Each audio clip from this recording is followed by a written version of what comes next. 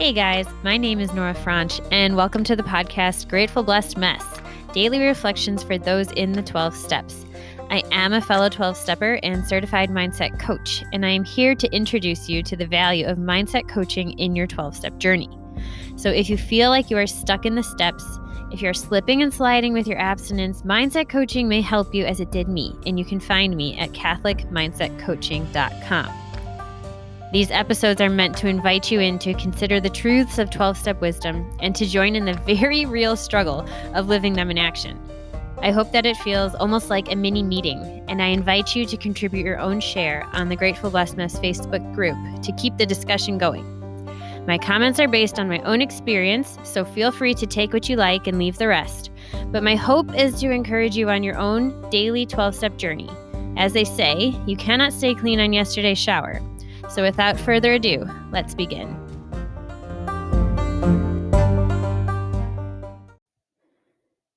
Hey everybody. We are reading from The Language of Letting Go, Melody.Beattie's book, page 315, the reading for October 31st, All Our Needs. And my God shall supply every need of yours according to his riches in glory. Philippians 4:19. This verse has helped me many times. It has helped me when I've wondered where my next friend, bit of wisdom, insight, or meal was coming from. Everything I need today shall be supplied to me. People, jobs, what we have at our immediate disposal are not our source. We have tapped into a greater source, a source of infinite and immediate supply, God and his universe. Our task is to allow ourselves to come into harmony with our source. Our task is to believe in and look to our true source. Our task is to release fear, negative thinking, limitations, and short supply thinking. Everything we need shall be provided to us. Let it become a natural response to all situations and all situations of need. Reject fear, reject short supply and limited thinking notions. Be open to abundance. Cherish need because it is part of our relationship to God and his universe. God has planned to meet our every need, has created the need within us so God can supply. No need is too small or too great. If we care and value our need, God will too. Our part is taking responsibility for owning the need. Our part is giving the need to the universe. Our part is letting go in faith. Our part is giving God permission to meet our needs by believing we deserve to have our needs and wants met. Our part is healthy giving, not out of caretaking, guilt, obligation, and codependency, but out of a healthy relationship with ourselves, God, and all of God's creations. Our part is simply to be who we are and love being that. Today, I will practice the belief that all my needs today shall be met. I will step into harmony with God and his universe, knowing that I count. I want to talk right away about need. And I don't know if you are one of these people, but I have been called needy when it was not nice. And it really hurt my feelings. And I think this is where where something good can be used against us, or something good within us can be used or lived into excess. And I'll tell you what I mean by that. So there's two different lines of thinking here, and I'll start with the second one. So virtue we've talked about before is that golden mean. And where we slip into vice is where we live something into excess or deficit. And so we are meant to need. We are meant to be incomplete in a way. That's how we were created. I think because God just knows we learn best by our lived experience. We wouldn't go to anyone who, if we didn't need them in some way, I think it just like is a natural way of in my experience, of celebrating his goodness when I can see where I'm lacking and how I've been met in those places. This is still something I really need to think and work through because I know it's true, but I don't have like all the dots connected yet in my head.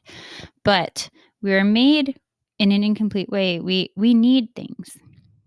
Like we need a doctor when we're sick. We need a banker to manage our funds. We need all these things. We cannot be all things. There's not enough time or brain matter to accomplish everything we need done.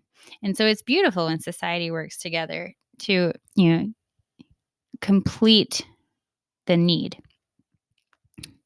So we are supposed to be, we are supposed to need things. That's just part of how we're made. We are living in excess when we start to depend too much on other people to meet needs that we actually should go about meeting ourselves. And that is the emotional responsibility piece, that self-possession piece that I sometimes talk about. In coaching, we work through the 3 areas of self-awareness, self-possession, and self-gift. And you have to have one before you can have the other. They build upon the other, just like the steps. And when we don't take responsibility and ownership for our part that is ours to manage and control and be responsible for, which is our emotions, when we start to look to other people to do that, we are living in excess. We are not living in the virtue of the need we were gifted with. We are depending unnecessarily on other people, or being codependent, or abdicating, our personal responsibility over to other people. And that gets us into trouble and causes more emotional pain on both the other person and ourselves. Then the first part of it was where we were talking about being, having a need. I shall supply the needs. And that need being good.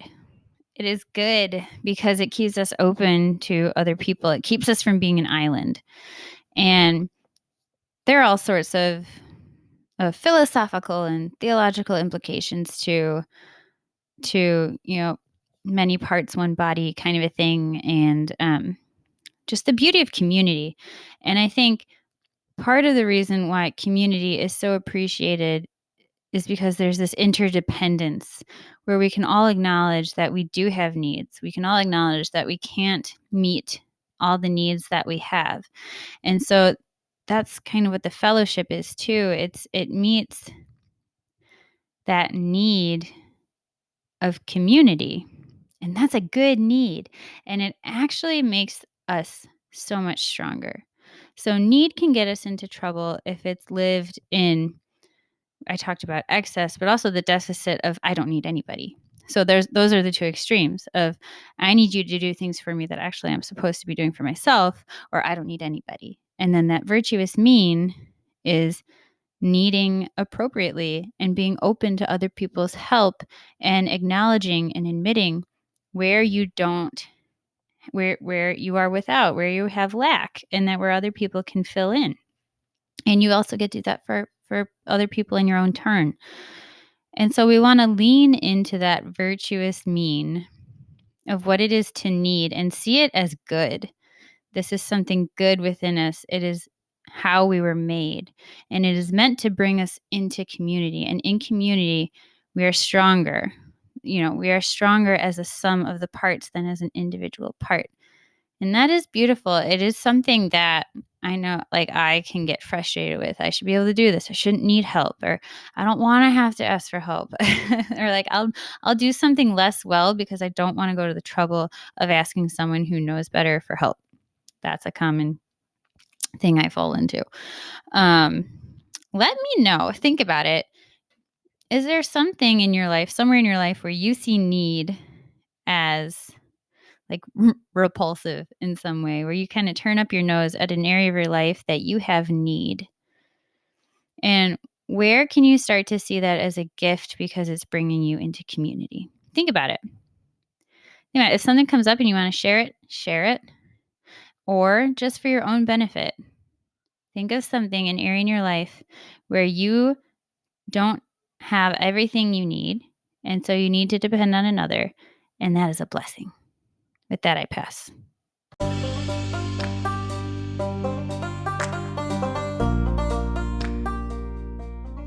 Thank you so much for listening to today's episode.